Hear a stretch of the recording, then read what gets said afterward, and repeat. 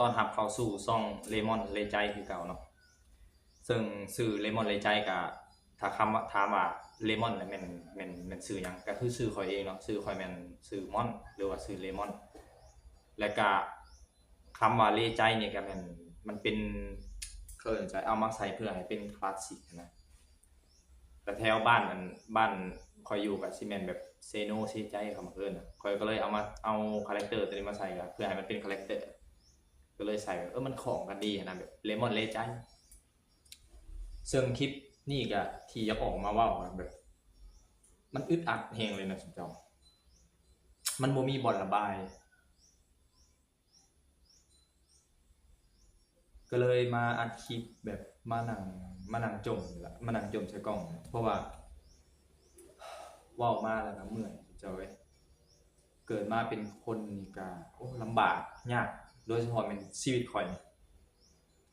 คือลำบากหลาย ตั้งแต่ถ้าจำความมาได้หรือว่าได้ยินแบบแม่แบบยังเว้านะพุตั้งแต่ค่อยเกิดพุจนมาฮอดปัจจุบันนี่ข้อยถามหาความสุขในตัวข้อยเองเนี่ยข้อยว่าข้อยยังบ่เจอถ้าเจอความสุขน้อยๆส่ำนี้เบิดเลยความสุขน่ะน้อยๆส่ำนี้เบิดเลยส่วนใหญ่แล้วจะบ่ได้พ้อจะได้พ้อแต่ความทุกข์ความลำบากความทุกข์ใจความลำบากในกายบ่เคยว่ามีความสุขที่แบบแท้จริงและเป็นตัวของตัวเองอะนะเหตุผลที่ข้อยอยากมาออกมาเว้าวันนี้มันอึดอัดแบบใดซั้นเจ้ามันอึดอัดแบบมันรู้สึกว่าตัวเองอะไรบางทีบางทีเฮาคือแบบโคตรแบบเฮาจนอยู่แล้วเนาะเฮาจนอยู่แล้ว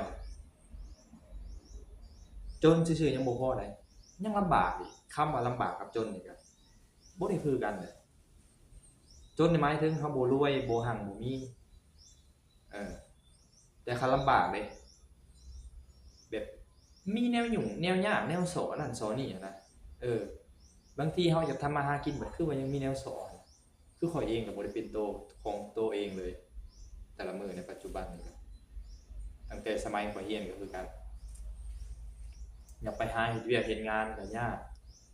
สิเฮ็ดหยังพอแต่กระเทินคือมื้อนี้ก็ซ้อหลายซ้อมาหลายมื้อแล้วคืออยู่เรือนนี่ก็โอ้ข้อยว่าพิลึกพิลั่นซุมเจ้า มีไผเป็นคือกันเนี่ยบ่ถ้าว่า FC เนาะ FC ทั้งฝั่งไทยประเทศไทยมาเข้าเบิ่งคลิปวิดีโอข้อยก็ต้องขอขอบคุณขอบใจเนาะ FC ทั้งฝั่งไทยฝั่งลาวหรือว่าต่างประเทศเนาะข้อยเองก็อาจสิอัดคลิปครั้งนี้ก็อาจสิแบบบางเทื่อถ้ามีเวลาก็มานั่งฟังเออที่ข้อยจมข้อยระบายเนี่ยก็ถือว่าขอบใจเนาะมันก็อาจสิบ่มีสาระดอกแต่ว่าคนเฮามันแบบว่ามันอยากระบายนี่คือทางหลังข่อยนี่นะคุณเจ้ารถขี่นี่นะทางหลังข่อยติดจักรบ่ได้บ่ฮู้ว่าหมอไผตายบ่หรือจังใดติดจักรบ่ได้นี่ประมาณสิเข้าอาทิตย์เลยเดะข้อยเซ็งเลยรถอันนี้ก็ซ้อโพดโพแฮงอีหลีข้อยจนยอมเลยซุมเจ้าเอ้ยมามื้อนี้น่ะได้นำเพอีก เปิดแนวใดกับไพ่กับบ่เข้าเปิดแนวใดไพ่กับบ่เข้าข้อยจนเมื่อยแปลงเมื่อยมากข้อยจะว่าโอ้บัดนี้เว้าอีหลีสิเจ้าเงินเก็บเงินติดโตข้อยก็บ่มีในบัญชีก็มีก็บ่ได้หลายดอกมีแต่เงินนั่นเงินแบบส่ำเงินแม่ข้อยแหละสิเจ้าเงินในบัญชีข้อยเองก็เพราะว่าหยังข้อยน่ะไปขายเครื่องซอยแม่ข้อยขายปิ้งไก่อันที่ข้อยเว้าขายปิ้งไก่เซโนนี่ล่ะอยู่ในคิวรถเมล์นี่ซอยแม่ เออแต่ละมือก็แบบนั้นเฮ็ดเวียกนั้นตื่นแต่ดึกตื่นดึกนอนดึกตื่นแต่ดึกๆ4โมง5โมงตอนเช้าจนปลุกฮอด7-8โมงแลงจนสิฮอด9โมงบางทีจังได้กินข้าวจังได้นอนข้อยเองก็รู้สึกแบบข้อยก็บ่มักปานใดแหละข้อยว่ามันเกินโพดเวลาพักผ่อนแทบสิบ่มีเลยข้อยโอ้ข้อยโพดข้อยคือคนลำบากแฮงเลย แต่สมัยยังน้อยก็เวลาบ่มีข้าวกินเนี่ยนะซุมเจ้าสมัยข้อยยังน้อยไปกินหมักตะกบผู้ใดฮู้หมักตะกบหมักตะกบนะปีนกินหมากอันแดงๆอะนะหมากมนๆแดงๆอะ ผักตะปบนะเว้ยไปปีนกินอยู่กบตะปบตะกี้เนาะมันอยู่ทางหน้าบ้านหน้าเฮือนอยู่หน้าบ้านนั่น มันมีกบตะกบเด้ขึ้นไปแหละกกใหญ่เติบเนาะไปเลยก็ไปหาปีนกินโอ้ยว่ะคือพ่อกับตัวเองอยู่โพดโพแห้งเลยว่ะ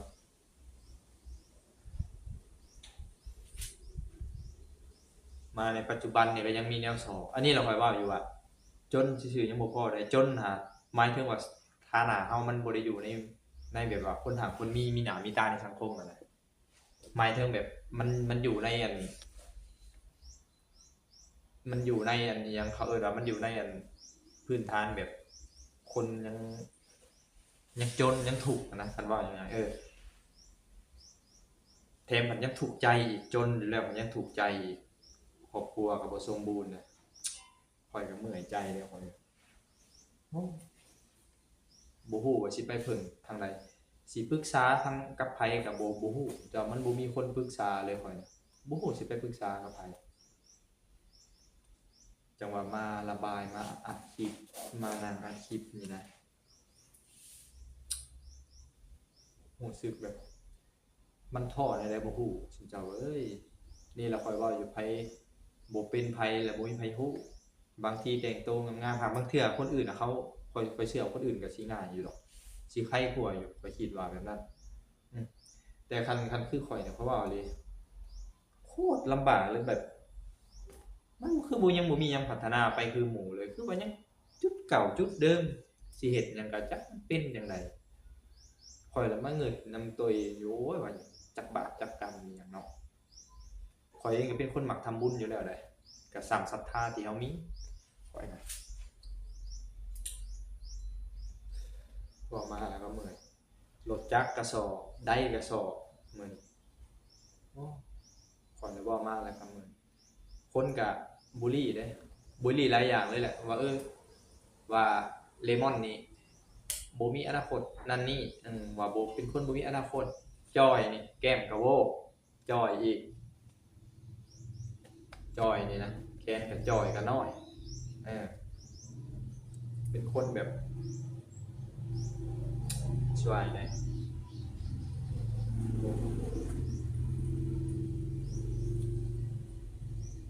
แขนนี่ก็จะจ้อยน้อยๆเป็นคนแบบบ่มีอนาคตเรียนก็เรียนจบแต่ม .7 ข้อยก็ยอมรับเลยเจ้าข้อยจบม .7 เพราะว่าข้อยจบช่วงนั้นก็ปี2019ปี2019ก็พอดีก้าวเข้าสู่ปี2020ก็มันมีโควิดเลยเด้มันเข้ามาสู่ช่วงนั้นก็วิกฤตหลายอย่างเลยในระยะปี2ปีช่วงนั้น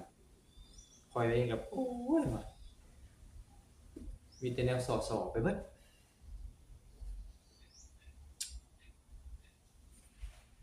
รถนี่ก็ซ้อติดจักบ่ได้ขี่ไปไสก็ยากแต่รถคันเดียวกับแม่อันรถเว็บไทยอันรถเว็บ100นะ Honda Wave นะยากสำว่ายากเด้เนาะเฮาไปไสก็ยากแบบเวลาเฮาอยากไปเฮาก็ต้องได้ท่าเรามามีรถก็ส่ำบ่มีเบิ่งเอาทางหลังข้อยยอมเลยเจ้าเอ้ยข้อยเห็นอ่าอิหยังข้อยเห็นแบบครอบครัวคนอื่นเขาเนาะแต่ว่าบ่ถึงขั้นว่าหั้นมีดอกก็ธรรมดาสามัญแบบอาจสิมีไร่มีนามีอ่าหัวมีสวนมีแบบมีพออยู่พอกินในระดับแบบพื้นฐานแบบว่าชาวไร่ชาวนานะเออแล้วบางทีข้อยเห็นอัน FC แบบคนไทยเนาะไปแบบไปช่วยเหลือช่วยนั่นช่วยนี่ข้อยก็ปลื้มใจนำเดะข้อยน่ะรู้สึกปลื้มใจโอ้ยว่าอยากให้มีวันของเฮาเด้ว่าเนาะบ่ได้หลายก็ได้น้อยก็เอานะเฮาก็บ่ได้แม่นว่าเกียรติใหญ่เลยถ้าว่ามีคนมาช่วยเหลือก็คือสิดีเนาะว่าเห็นเขาก็คือสะอ้อนก็เอายินดีนำที่เขาได้นะข้อยว่ามื้อจักมื้อใดเด้ว่าเนาะคันเป็นมื้อของเฮาวันของเฮามันก็คือสิแบบคือสิดีหั้นนะข้อยว่าเอ้าข้อยก็ยังปรารถนาเอาอยู่ อยากเฮ็ดช่องก็บ่ค่อยเฮ็ดช่องแล้วคันมันบางทีมันบ่มีเวลาจะค่อยลำบากยากแท้ เกิดมาเป็นคนชาติเดียวกันยากเลยอันนี้แหละเหตุผลที่จะออกมาโจมมาระบายเนี่ยเหมือนเด็กว่าโอ้มันนี่มาสอบกับเรื่องของแบบมีมีมีบอลมันก็ยากหลายอย่างอยู่คือบอลหาเงินคือบอลหาเงินนำแม่ไปคือห้านอะไรแหละห้านขายเครื่องไปอยู่คิวนะโอ้สอหลายอย่างหลายปัจจัยเจ้ายากไปปรึกษากับผู้สิปรึกษาอีหยังปรึกษากับไผคันสิปรึกษากับอ้ายก็ปรึกษาบ่ได้อ้ายก็มีแต่อ้ายผู้เดียวก็ปรึกษาบ่ได้ทำข้าวไปเวียกเลิกเวียกมาก็ค่ำอีกจักสิปรึกษาจังได๋คันสิเว้ากับแม่ปรึกษากับแม่ก็แฮงบ่ได้อีกเลาก็วนของเลาก็แม่นวนละล้าได้คันไปเว้านำซุมเพิ่นนี่แม่นโอ้แบบต้องเขาต้องจมให้ฟังแล้วนะต้องร้ายใส่อีกแบบบ่เข้าใจอิหยังอืมคือเหตุผลของข้อยน่ะเนาะข้อยอยากไปเฮ็ดเวียกข้อยอยากไปหาเงินเองอะนะซุมเจ้าเอ้ยแบบความหมายแบบเฮ็ดหยังก็ได้นะที่ว่าเฮาหาด้วยน้ำพักน้ำแรงเราเองนะเพราะว่าข้อยเองกับตอนนี้ก็แบบ25-26ปีแล้วเดะถามว่าไปเฮ็ดเวียกได้บ่ก็ไปเฮ็ดได้นั่นแหละมันสิเป็นหยังก็ส่ำนี้แหล้วมันวัยเฮ็ดเวียกเฮ็ดงานเนาะ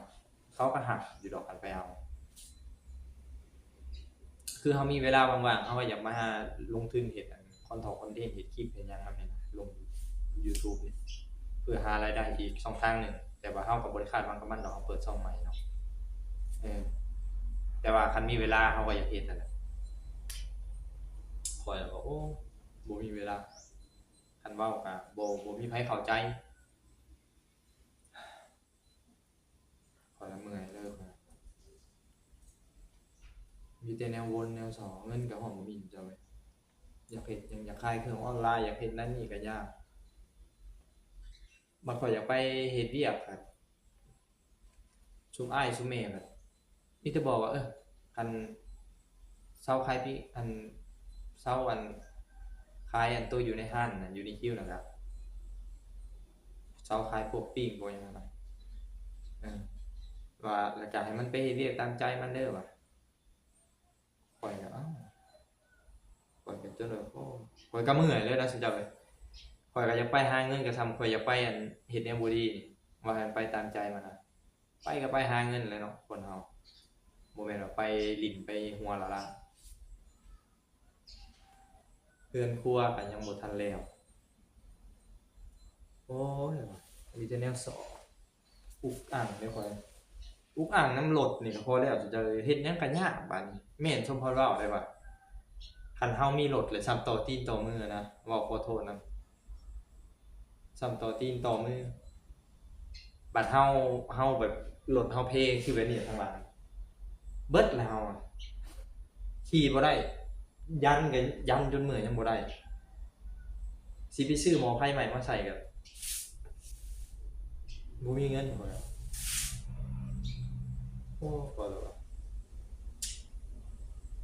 หลายคนก็คันเห็นข้อยก็คิดแนวบ่ดีเด้บางทีแบบคนอ้อมข้างอยู่ในแวดล้อมที่ข้อยอยู่นี่ คิดแบบลบๆอะนะชัยมันจะเห็นแบบดูถูกเนี่ยแล้วก็คิดลบเลยโอ้หลายอย่างบ่อนนั้นข้อยไปขายเครื่องนั้นกับแม่ข้อยอยู่แถวห้านน่ะเฮงกระเต็กอะบ่ไหวเลยข้อยสุขภาพจิตข้อยนะโอ้กัดก่อนลงไปเทื่อละเล็กเทื่อละน้อยในแต่ละมื้อเลยเมื่อยอีหลีซุมเจ้าเอ้ยข้อยเว้าอีหลีได้คันเลือกเกิดได้นี่ข้อยสิบ่เลือกเกิดมาเป็นคนดอกว่าข้อยเมื่อยอีหลีเป็นคนนี่ยากซุมเจ้าเอ้ยข้อยว่าแม่นซุมเขาเว้า เกิดมาเป็นคนนี่ยากเป็นไปได้บ่เกิดซะเป็นคนเอ้อแม่นสมเพิ่นเว้าอยู่ข้อยว่ายากเป็นคนนี่ต้องได้เฮ็ดนั่นเฮ็ดนี่โอ้ข้อยว่า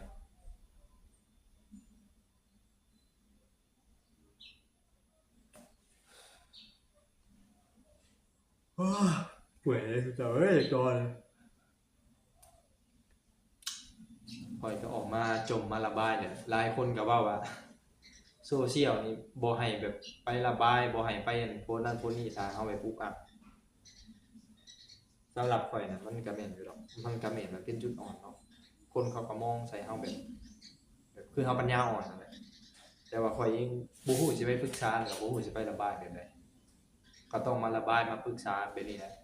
นำ FC นำคนที่เบิ่งนี่แหละเขามาเบิ่งนี่แหละจะไรก็ฝากทุกคนติดตามหน่อยเด้อบ่ว่าสิเป็น FC ฝั่งลาวฝั่งไทยหรือว่า FC อยู่ต่างประเทศต่างเนาะที่รับชมเบิ่งคลิปวิดีโอนี่อันแม่นอยู่ไสก็ตามเนาะขอคนละ1ไลค์1แชร์แล้วก็ขอติดตามหน่อยเนาะขอเพื่อเป็นกำลังใจเนาะเพราะว่าหาก็เปิดช่องใหม่เปิดก็มาโดนเติบแต่ว่าคนติดตามยังบ่ทันมีเนาะเพราะว่าคนติดตามน่ะ6 7คนนี่ค่อยใช้คำว่าบ่มีซะมีก็มีน้อยเนาะขอบอกขอบใจหลายที่มาเสียสละเวลามาเบิ่งคลิปวิดีโออันที่ค่อยมานั่งจมนั่งระบายนะครับเจ้าเว้ยฟังแล้วมันก็อาจสิบ่มีสาระนั่นแหละแต่ค่อยก็รู้สึกแบบมันเมื่อยจังได๋ก็สิได้จบคลิปแล้วซุมเจ้าเว้ย